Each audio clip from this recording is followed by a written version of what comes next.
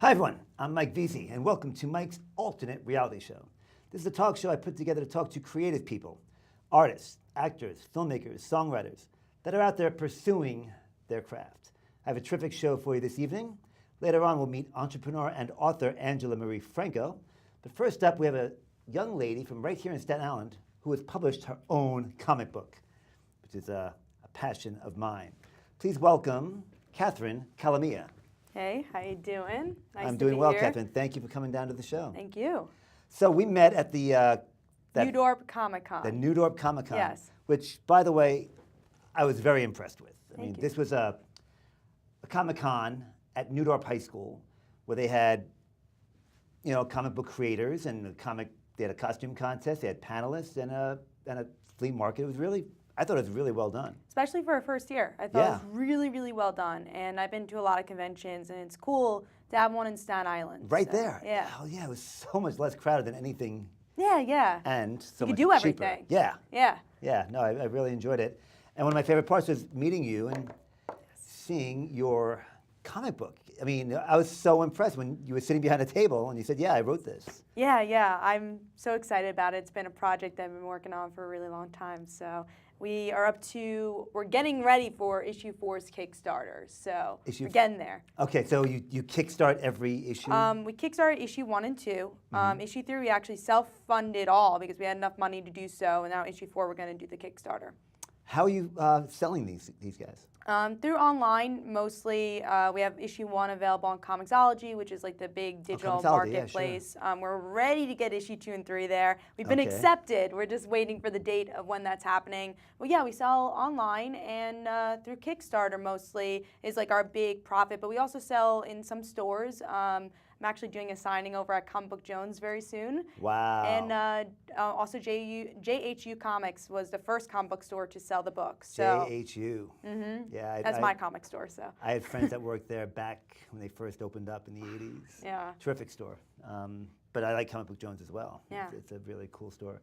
So the comic book is called Like Father, Like Daughter.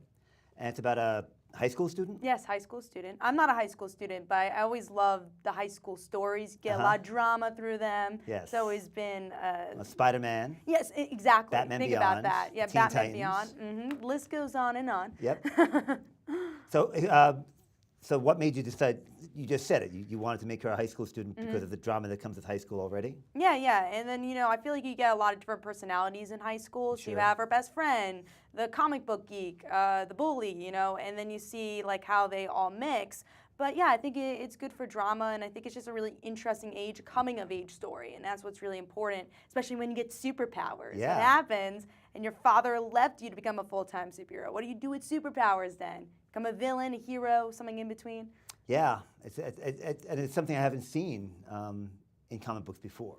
Oh, thank you. Because we've had offspring of superheroes just following the family line, but those are all intact families usually. This is the first time I've seen an alien. The father is alienated from the family, being a superhero, and now she's got superpowers, and she's resentful, frankly. Exactly. At least in issue 1. I've only read. Yeah, you have to find out. It's very much about father-daughter relationship, but it makes fun of superhero tropes in a lot of ways, which I like. So I've been a comic book reader all my life. My dad actually got me into comics, which is interesting. Most of us do. Yeah, exactly. And so I've been reading all my life, and I'm like, I want to, make my own superhero, but also show what I've learned in comics. And I'm also a comic book critic, so to see what I've learned from other people's work. So speaking of other people's work and starting out and reading comics as a child, like what was your first favorite comic book? That's hard. Probably Spider-Man, and you're going to see a lot of Spider-Man influence. My favorite hero of all time is Spider-Girl, who it's interesting because she is the daughter of Spider-Man, but actually has a good relationship with her father. So. Okay. Is that an older Peter Parker? Yeah, older Peter Parker, Elseworld story. She is the longest running Marvel character with the ongoing series. So. For a female hero, longest running. Wow. So, yeah. That's pretty She had impressive. 100 issues and a couple other series after that. So no other Marvel female hero has had 100 issues? Nope. She's the only one. That's amazing. Yeah, I think the other one was Miss Marvel had like about 50. So Wow. it was about half. So by far. Yeah. She's like #1 by far. Mm-hmm. Yeah, and now that you mention it, I mean, Captain Marvel, think they called it Ms. Marvel at the time. Yes. That would have been my guess.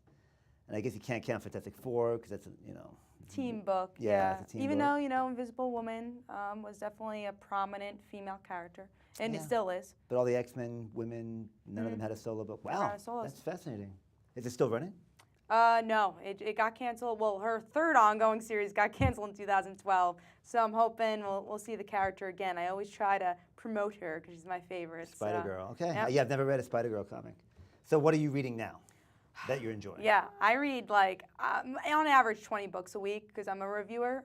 20 to 30. It's a lot. Yeah, it's a lot. You read 20 or 30 comic books a week. Yeah. Wow. It's a lot, but that's how you kind of learn your basis. Is how you learn the field. And as a critic, I feel like it's important to review the indies, review Marvel, DC. But I'm enjoying both companies, and again, enjoying indie books, like my type of indie books, and also like Image or IDW and Boom Studios. I'm a big fan of Invincible. Yes. I wish that became a TV show because I can't believe it hasn't. I'm Kirkman, surprised. he wrote The Walking Dead. That became a hit. You'd figure Hollywood would be like, okay, what else you got?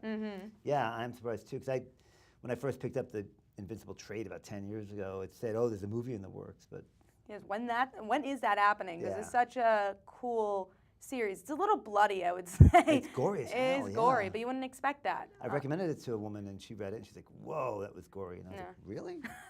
You don't realize And I was it. like, wow, I guess it is. Yeah. So how do you make a comic book? Wow. Yeah, that's a heavy question. Yeah, I mean, it's like this looks like every comic book I've ever seen. It's, got good art. It's good paper. I mean, Yeah. it's one thing to say, I want to write my own comic book, but you actually did it.